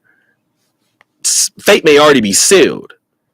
Let me go out there, balls to the wall. We're going. And we end up in the NIT. Oh, we won a game. Oh, we won 2 games. You was there for one of them. So, okay, cool. Maybe the talk will die down. As soon as the season starts, I hear the talk again. Quick question for you. For me lately. Quick question for you. You ever seen a coach check out? It's happened. We could be in the middle of it right now. The landscape, man. And I pulled up just to see because I was curious because man, this it's tough, man. With guys coming in one year and you started with a brand new roster year over year, and guys that have hopes and expectations. You talked about the NIL deal. The NIL earlier. Yep. And what I pulled up, and I'm trying to get it sorted correctly. No worries. Just to see, because for example, Ohio State had the biggest bankroll essentially in NIL in college football. Right. They won the championship. Yeah. And there were some teams that were closer, but Ohio State and Notre Dame were not side by side. in that chart, so to speak. If this is accurate, and I assume it would be, this actually is puzzling. I don't even know if I want to go forward with Nope. this. Say it. It's too late now. Say it. UNLV may have the highest amount of NIL funds in the Mountain West. Wouldn't shock me. And actually, I just had a conversation yesterday, and somebody was like, "I want to know who upped the budget." And gonna be honest with you, maybe I need to make a couple phone calls because it's definitely up. Look at the signings; it's definitely up. Yeah, no. UNLV is in first place. So the men's basketball team isn't. The men's basketball team is in 6th place. And worse than that, it's one game out of the loss column away from 9th place in the Mountain West. Now, again, I've mentioned it before. Yes, Kevin Kruger may have been underachieving, right? To you guys is which is interesting too, because when you look at the past the past decade in Rebel Red has been interesting. But let's just say that you felt like Kevin was underachieving before, I'd say halfway through last season. And then he picks it up last year, and now he comes into this year, and things are looking like it's getting away from him. This is what happens when things start to bottom out. Now, what would have normally been a 5 or a 6 place finish for this team, to realize that this team is one loss away, or one game in the loss column away from the 9th spot in the conference, that will deem worthy of a firing, right? An NIT to finish in 9th in the Mountain West. No, they're not going to go for that. That obviously the writing is not only on the wall, it's been carved into the wall, right? So it's in black and white. Now this is when, like I said before, things start to bottom out. Now, if guys start hunting for highlights because they realize that they're hitting the transfer portal, and then you get a head coach that's checked out, not calling timeouts when it should, now you got situations bubbling over, and this team might end up in 9th place, lose on day 1 of the tournament. Everything is set ablaze at that point. Yeah, that one left. I just work here. But no. I mean, this is the conversation. I just work. Can't sugarcoat it. It's not roses. Hey man, it is what it is. Tuesday night, this road don't get no easier for this team. Tuesday night, 8 p.m. from the Thomas and Mack. These 8 p.m. starts. Damn it, y'all. CBS and y'all. That's nasty. Nothing's worse than that lone 8 p.m. start during football season. I'll be in that joint sick. We be in there waiting for the press conference. I'll be looking at my phone. It's 11:16. And I'm like, bro, the press conference, they're not even out yet. But yeah, man. Tuesday night, 8 p.m. from the Thomas and Mack Center. I will be there. It's VGK night. It's Vegas Golden night. So there goes that. I will be there. The Vegas Vivas will be there as well. So shout out to the Vegas Vivas. Shout out to Helena, who actually did a pod with us before. She is going to be in attendance, obviously, with the Vegas Vivas. Yeah, man. And if you guys are avid listeners of the pod, you're not familiar which one she's been on, that was your Dallas Cowboy fan from Philly. So yeah, man, there goes that. So I'm not really sure how that is gonna how her February is going so far, but we'll see.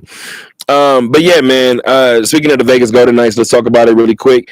The Vegas Golden Knights, most recently it was a 4-2 loss to the New York Rangers on the road. Jack Eichel scored both of the goals for Vegas. The first one was a power play goal. Vegas continues to kind of be successful on the power play. However, Vegas has lost 10 of their last 13 games. Yeah. And I said it before, and I said the reason why I wasn't going to panic was because the calendar had just flipped to January. I expected one of these little slippages October, November, if anything. December. They were, yes, they're on a faster pace than projected. And it didn't happen. So the fact that it came in January, I was like, all right, cool. This team is going to survive it, withstand it. Everything will be fine. After last night,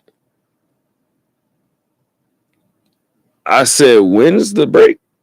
Yeah. I said, because boy, this team needs it. Yeah. This team needs a hard reset button. It might get uglier before the break shows up. Yeah. Well, there was a lot of change. There was a lot of change in the offseason in terms of just familiarity that left. Oh, then you gonna make me ask a different question. Yeah, I don't want to. Because if that's the case, you can't rush the meshing process. Chemistry is chemistry. However, winning breeds a faster chemistry. We've seen it happen, right? 06 Boston Celtics. We've seen it happen. I don't know why I just went there first, but I went where I went. So we've seen it happen. You have 3 months of meshing, 2.5 months of meshing. It's not a positive sign. And meshing well. Yeah. To have the hang up now isn't the issue for me. To have the hang up for this long might be an issue for me. But the reason that you're saying, if it's true, is 100% going to be the reason for me. Because that would mean that you guys were playing off of pure adrenaline for the first 2.5 months. And we've seen, again, talking about teams bottoming out. The definition of bottoming out for this team would be finishing 7th, 8th in the West, potentially not making the playoffs in the West. Heads would turn. Yeah, you can't go. Yeah, no, they need to get a grip. They'll have to do that. But they're on the road. So you didn't take care of business when you were at home. And I wish I would have got the exact homestand numbers from you in terms of the win-loss, but I don't have it with me at the second. But now you're in the midst of a road trip. Second game in New York. You're taking on the Islanders tomorrow, 4:30 p.m. That's the second game again of that 4-game road trip. But you're 31-16-6 overall, good for 68 points. You're tied for first still in the Pacific Division, but Edmonton is 32. They're 1 game better in the win column. They're 32-16-4, so they have 2 less overtime losses than Vegas. Yeah, man, at some point, things have got to get better here with this Knights team. And I'm going to be honest, I don't know if it gets better before the break. I would even like to know some, it'd be worth, because now it makes you analyze, okay, well, what was working for the first 2 months? What was working that is no longer working? Was it a strength of schedule situation? Was it? And your schedule started terribly in October. You went through almost a murderer's row in October. Like, was it? Yeah. So it really makes you wonder.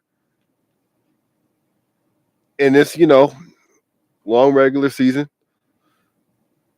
That's a great question, though, because that's a question I might even want to direct to Bruce, because there's been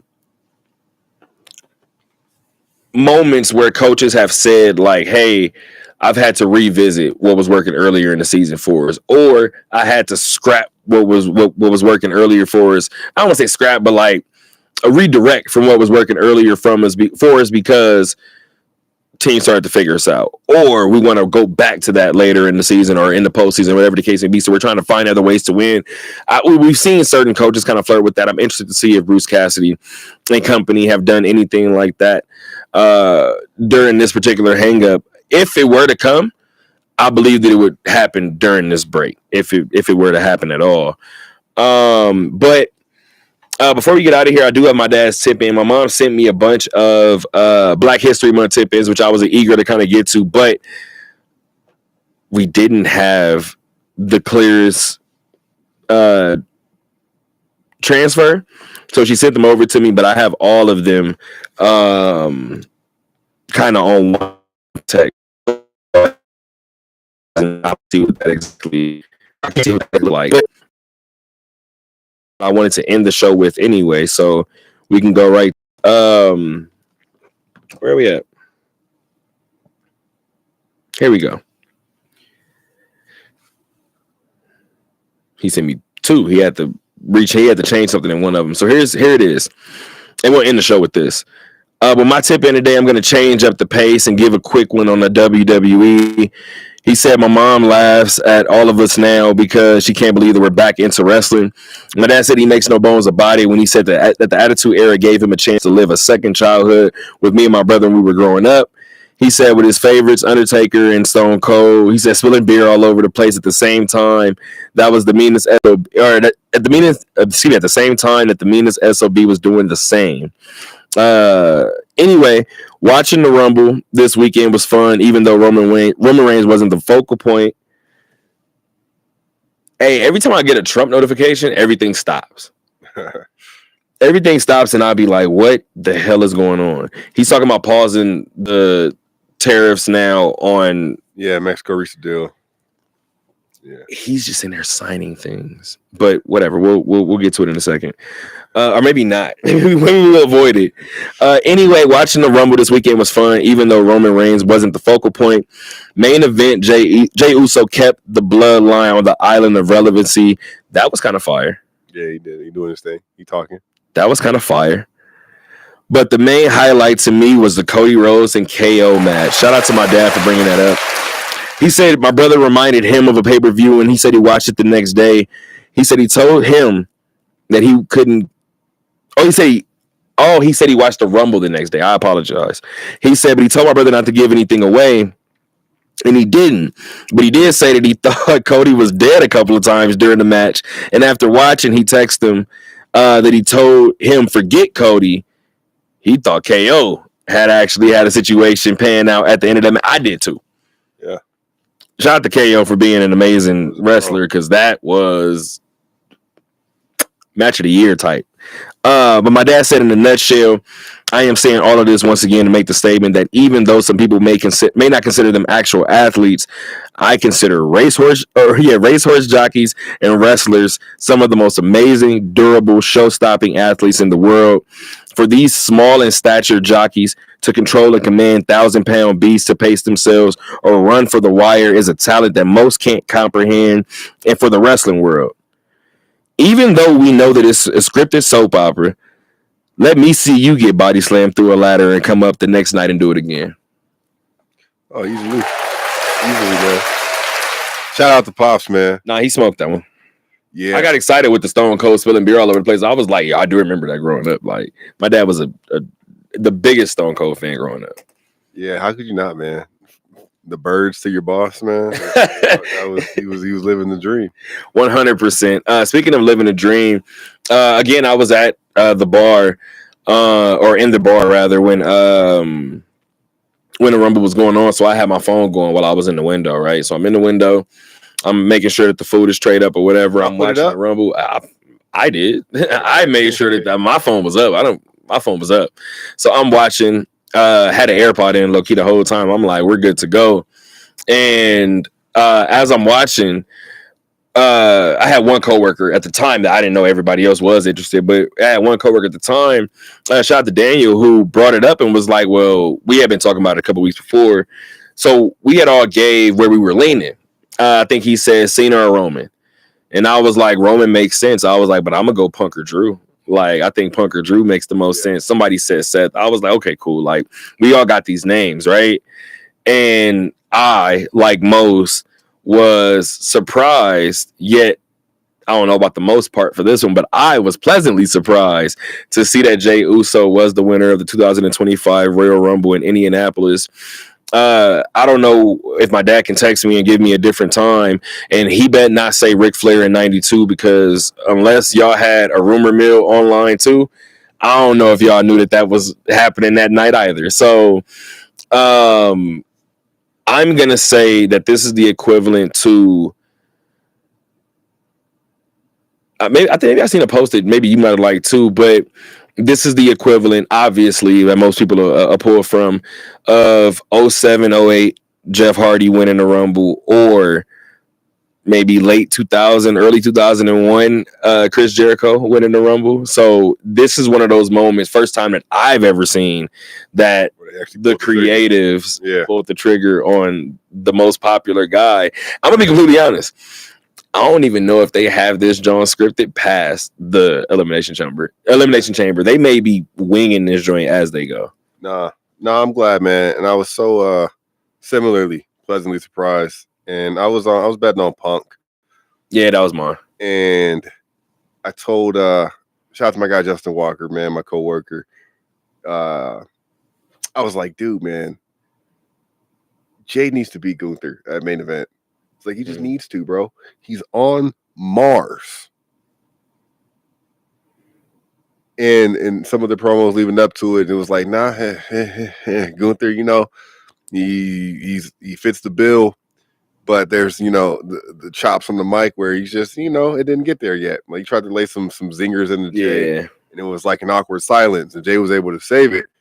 And I'm like, that's why you need to do it. It's like, pull the trigger, dude. Like, you have Lightning right now. The build-up has to be longer before Jay wins his first title. And it should his first world title. And I felt it, but when he came out Monday before the Rumble in Atlanta with Quavo, 10-minute entrance, might I say. Was it really? Bro. That's got to stop for me, though. That's got to talk. I know. I would too. Got to stop, bro. I would too. It was intro just for the promo too. I'm pretty sure that they tell him sometime we need this space filled, so right. We're gonna play a record 3 times. He finally was out of breath and he was like, "Yo, I needed that," and because he was like, that loss sucked, but I can beat him, and that was the telltale that pay attention to Jay in the Rumble.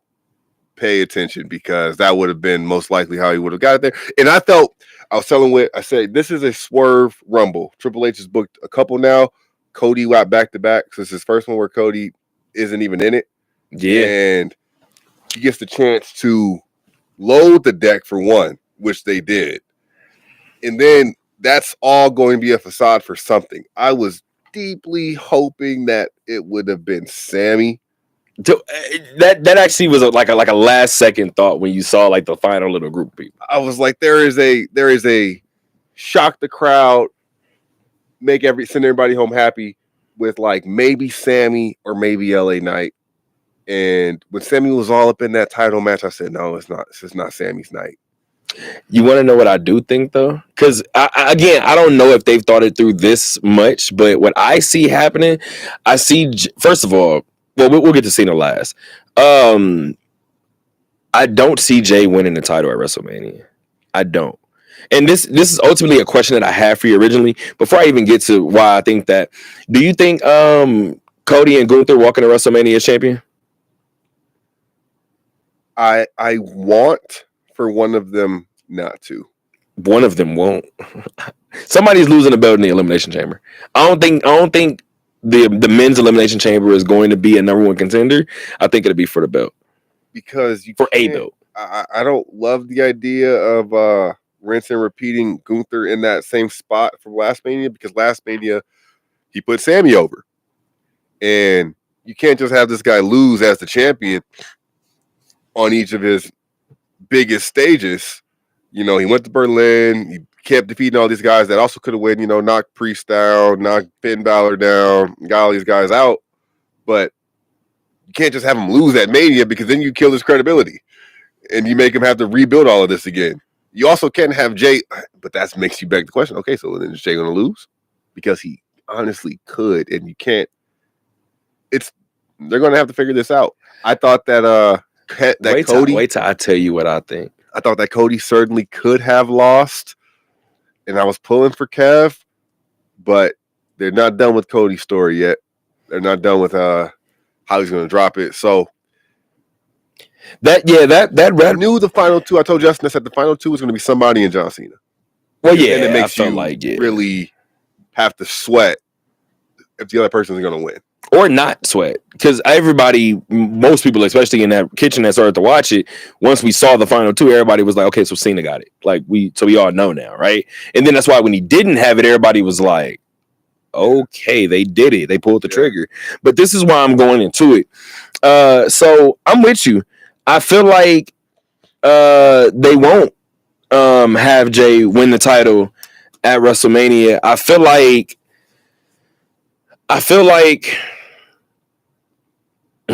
you got to. I feel like feel like he has to win the title. Got to. No, let me explain what I'm about to say, and it's gonna make it even better. At least I feel like it's gonna make it better. Let's just say Gunther has the belt, whatever the case may be. Jay has to go to WrestleMania, and he wants to fight Gunther for the World Heavyweight Championship. I see that same night, or maybe the night before, Kevin Owens and Sammy finally get in there one-on-one at WrestleMania, right? I think it's one of those matches, similar to what we saw at the Rumble. I think Sammy gets the win. I think everybody is like, whoa, this is the moment, whatever the case may be. I think Sammy cost Jay. Do you remember who eliminated Sammy from the Rumble? Yeah. No, and they set that up because Sammy booted Seth and Jay. My point exactly. And Jay sure did dump him. And Gunther keeps his championship. Jay loses an opportunity. He doesn't lose it fairly. Sammy becomes a heel. 100%. It's, you know, I know why. I see why you feel that he's not doing it, because as much as everybody would love if he won it, in theory, I because can there's drag been you a lot of along hate. further. There's been a lot of hate. Yeah. But, oh, yeah, there's so much. It's more money so in much him story. not winning. So much story. So much. We learned that with Cody losing at 39. Yeah. And you got to make people wait for what they want sometimes. But you could equally keep the money coming, keep the story going by cutting people off right there. Which is why I feel this way about this next particular topic. Everybody said, I'm sold. They was like, oh, that face-off with Seth, Roman, and Punk. I get that the match would be dope, right? I'm not sold. That's one of those situations, like you just said, if we're talking about dragging something along, I would make them individuals fight each other still one by one. So I would cultivate a storyline. This is where we're at. Yeah. Those two are fighting. So now maybe I do have that triple face-off moment. You're not getting that triple threat match at WrestleMania like you guys think. No, and what I thought was, honestly, I think you got to do it with Punk in the main event somehow, or for the title somehow. I'm interested to see. I think that you should. I think that they should, just because, hey, you know, we can't guarantee a year from now. Well, you just don't. You know, you never know some of these positions. I agree. You're in a position right now, but there's so much story to be told. With Punk is a freaking ace in the hole right now for them. It's compelling story everywhere you look. Which is why I feel like he's going to get a one-on-one match. I don't think he's in the main event. And I felt that Roman and Seth is the story that they're telling again. Which is where we're going, right? Which is why I feel like, what did I just start this with? I started this by asking, do you feel like Gunther and Cody are going to walk in champion? I just told you what I thought might happen with Gunther. That would mean Cody loses his championship at the Elimination Chamber. Which, hey, let's do it, bro. I feel you. I think Cody is not far from a hill run either.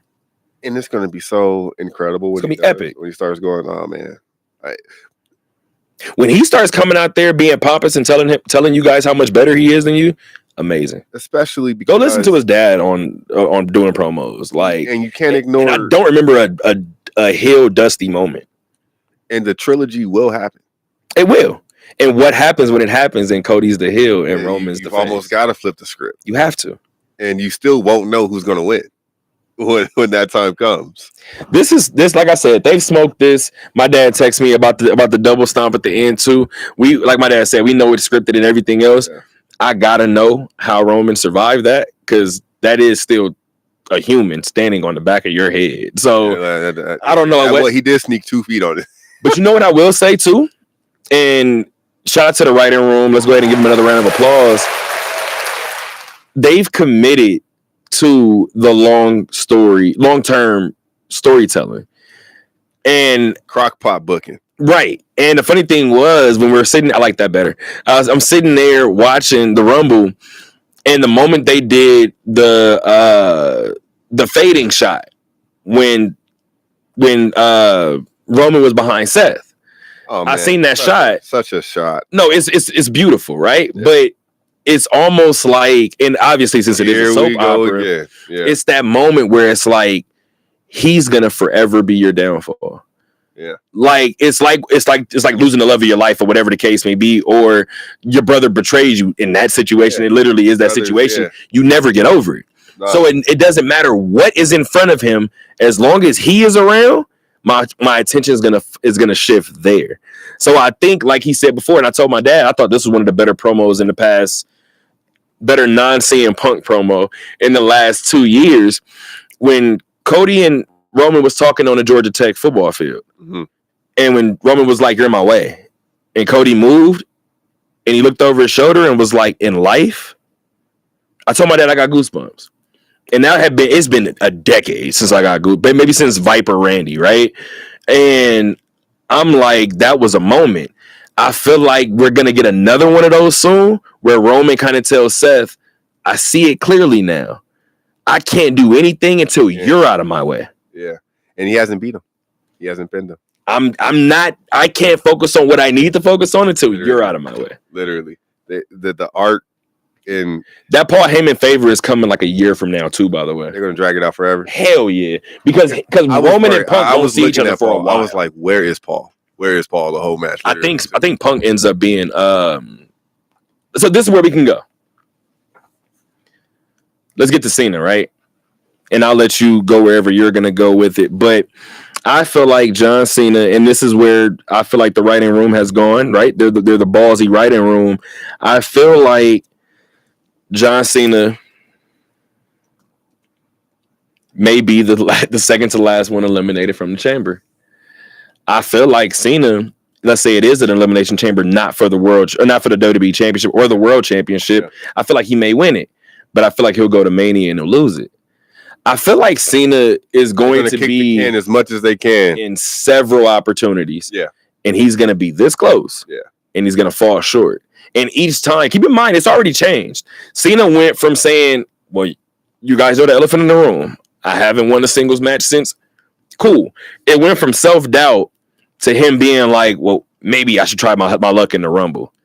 To now I almost won the Rumble. To now I might have almost won the chamber. Or maybe I did win the chamber. I almost lost it or almost won the title, whatever. I see them dragging this out to the point to where Cena captures title number 17 at SummerSlam. They got a nice runway. They don't have to rush it. He may lose it Survivor Series. And they could even pull a different AEW just tried to do it with Daniel Bryan and it kind of flopped. But they drag it out to Bros last match. I don't think that'll happen because if he wins, he's not going to. You don't get the payoff of him defending it and just more story to tell for sure. But I wouldn't put it past them in terms of just that would suck. I would hate that. It would. It literally would. But if there was one person to go out on some, hey, I got back what I wanted just to prove it to myself. Literally lay it back down in the ring. Now who's gonna come get it? Yeah, this is y'all. It's not all about me. This moment, sure, but it's literally laying it down for the next do a nice invitational or a nice tournament, nice bracket or something like that. They got the deck is loaded, and it's so appropriate that that's the WrestleMania logo. Yeah, this year. Yeah, great point. and I guess we can kind of start to end it with this. People have asked who you felt like his last match should be against, and you want to give answers?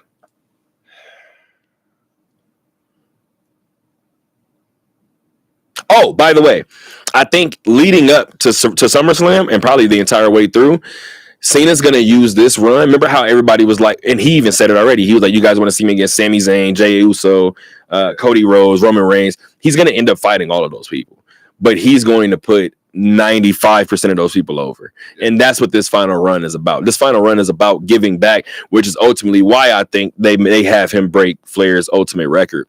But this run is bigger than Cena until it's about Cena. Well, I would be upset if Cody's title reign ended before they told the Randy story with him. Now, I know you asked me about John Cena's last match, and that was just because, Randy comes on the list. They're always going to tie you together. Absolutely. However, they don't always love there's the a reason matches that they have had. There's a reason why I wanted to go this route. Trust me. I would prefer it be somebody that is going to keep going versus it is a Legends match. You know what I mean? Right. But it's a tough one, man. Johnson, I'm not even ready for that, bro. I'm not, because literally I got chills when his music hit and he was at the top of the ramp last time. Yeah, I seen the door after this. You can't see me. I was like, that was kind of hard. I like that. No, they're smoking this, and if you pay attention too, I think they're doing legitimately like he's not going to double dip appearances. Yeah, I kind of have seen this on the Netflix when he's like, I'm in LA for the last time. Like I can see them putting a shirt with the dates at the end of it of like almost like a tour date. Yeah. So I don't know. I'm expecting it. It might be CM Punk. I don't know. I will be fine with it being CM Punk. I think. Well, let me not say I think. my initial answer to that question is Punk, right? Just in terms of who I think it should be, or in terms of who I think that like they're gearing up toward. Oh, I think man, Randy. I would dig. I think Randy would be interested. Yeah, I would dig Punk having the title and Cena ending his reign. The way that he ended his before. Money in the Bank 2011 is my favorite match, man. And I'm with you. I'm not. It's not my favorite match, but I'm not mad at it. Yeah, you can't. I can't give you one flaw in it. It's just sit down, enjoy it. Like till it. See, if I'm doing that, I'm gonna go. I'm way older. Like we're just like going like way older in terms of way back. I feel like the way that I feel about that match, I could watch this match all day long. But Razor and Shawn's second ladder match. Yeah, the WrestleMania one because the first one was the first one was WrestleMania. That was WrestleMania 10. That was when Razor won. That second one was Shawn wore like not the powder blue, but like the aqua blue. Yeah, that match. Flawless. Like that match is one of the ones. Like, no, and that 2011 Money Bank was actually from one of my hiatus years. Was it really? Yeah. So I was knee deep at that time. It was like once Punk left, and I started seeing it pop up on podcasts and stuff, and like I was like, wait a second. That's when I kind of pulled the curtain back for myself and realized that it was. And I went back to do something. I said, wait, so what's the story? And I was like, oh, they'll have to, man. They got options though. This is what I'll say. I think they're going to, since they're doing long form storytelling, I think they're going to drag their ass a little bit on the Cody and Randy because we want it, right?